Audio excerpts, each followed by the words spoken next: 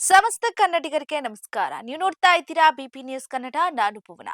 ತಮಿಳುನಾಡು ರಾಜಕಾರಣ ಎಂದ್ರೆ ಅಲ್ಲಿ ಮೊದಲಿನಿಂದಲೂ ಕೂಡ ಉಚಿತಗಳದ್ದೇ ಕಾರ್ಬಾರು. ಈಗ ಎಐಎಂಡಿಎಂಕೆ ಪ್ರಧಾನ ಕಾರ್ಯದರ್ಶಿ ಎಡಪಾಡಿ ಕೆ ಪಳನಿಸ್ವಾಮಿ ಅವರು ಘೋಷಿಸಿರುವ 5 ಭರವಸೆಗಳನ್ನ ನೋಡಿದ್ರೆ ಸರ್ಕಾರವನ್ನ ನಡೆಸಲು ಆಡಳಿತಾತ್ಮಕವಾಗಿ ಚಾಣಾಕ್ಷತನಕ್ಕಿಂತ ಉಚಿತವಾಗಿ ಕೊಡುವ ದೊಡ್ಡ ಮನಸ್ಸು ಇದ್ರೆ ಸಾಕು ಎಂಬಂತಿದೆ. ಮಹಿಳೆಯರಿಗೆ ತಿಂಗಳಿಗೆ 2,000 ರೂಪಾಯಿ, ಜೊತೆಗೆ ಪುರುಷರಿಗೂ ಉಚಿತ ಬಸ್ ಪ್ರಯಾಣ, ಉಚಿತ ಮನೆ, ಹೀಗೆ ಸಾಲು ಸಾಲು ಆಶ್ವಾಸನೆಗಳನ್ನ ಜನರನ್ನ ಮರಳು ಮಾಡ್ತಿವೆ. ಆದ್ರೆ ಬೆವರಿನ ಹನಿ ಸುರಿಸಿ ದುಡಿಯುವ ಸಂಸ್ಕೃತಿಯನ್ನ ಮರೆಸಿ ಎಲ್ಲವನ್ನು ಸರ್ಕಾರದ ಬಾಗಿಲಲ್ಲಿ ನಿಂತು ಪಡೆಯುವ ಸೋಮಾರಿ ಸಂಸ್ಕೃತಿಗೆ ಇದು ಅಡಿಪಾಯ ಹಾಕ್ತಾ ಇರೋದು ಮಾತ್ರ ದುರಂತ. ಎಲ್ಲವನ್ನು ಸರ್ಕಾರವೇ ನೀಡಿದ್ರೆ ಮನುಷ್ಯನಿಗೆ ದುಡಿಯುವ ಹಂಬಲವಾದ್ರೂ ಎಲ್ಲಿಂದ ಬರಬೇಕು ಅನ್ನೋ ಪ್ರಶ್ನೆಯು ಈಗ ಹುಟ್ಟಿಕೊಂಡಿದೆ.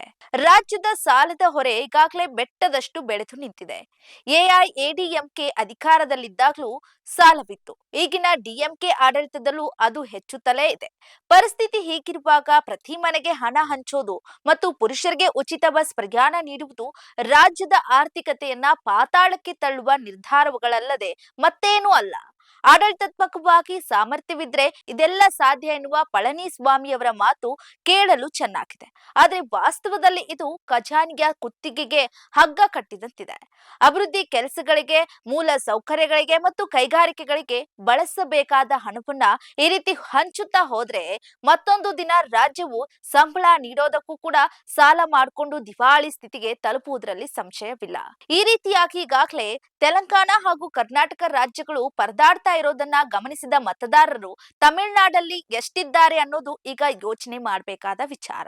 ಜನರನ್ನು ಆರ್ಥಿಕವಾಗಿ ಸಬಲರನ್ನಾಗಿ ಮಾಡುವ ಬದಲು ಅವರನ್ನು ಸರ್ಕಾರದ ಉಚಿತ ಯೋಜನೆಗಳ ಮೇಲೆ ಅವಲಂಬಿತರನ್ನಾಗಿ ಮಾಡುವುದು ಪ್ರಜಾಪ್ರಭುತ್ವಕ್ಕೆ ಮಾರಕ ಆಗಿದೆ. 100 ದಿನಗಳ ಉದ್ಯೋಗವನ್ನ 150 ದಿನಗಳಿಗೆ ಏರಿಸುವ ಭರವಸೆಯೂ ಇದೆ. ಆದ್ರೆ ಅದು ನಿಜವಾದ ಉದ್ಯೋಗ ಸೃಷ್ಟಿಯ ಅಥವಾ ಕೇವಲ ಅಂಕಿ ಅಂಶಗಳ ಆಟವೇ ಎಂಬುದು ಯೋಚಿಸಬೇಕಾದ ವಿಚಾರ.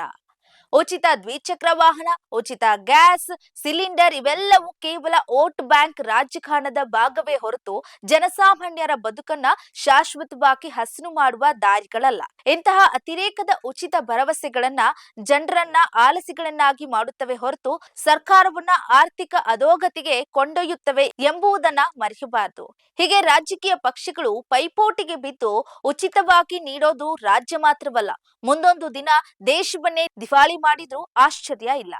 ಇದಾಗಿತ್ತು ಈ ಹೊತ್ತಿನ ಸ್ಪೆಷಲ್ ರಿಪೋರ್ಟ್. ಸಮಗ್ರ ಸುದ್ದಿಗಳಿಗಾಗಿ ಸದಾ ಗಮನಿಸಿ ಬಿಬಿ ನ್ಯೂಸ್ ಕನ್ನಡ. ಇದು ಕನ್ನಡಿಗರ ಪ್ರತಿಧ್ವನಿ.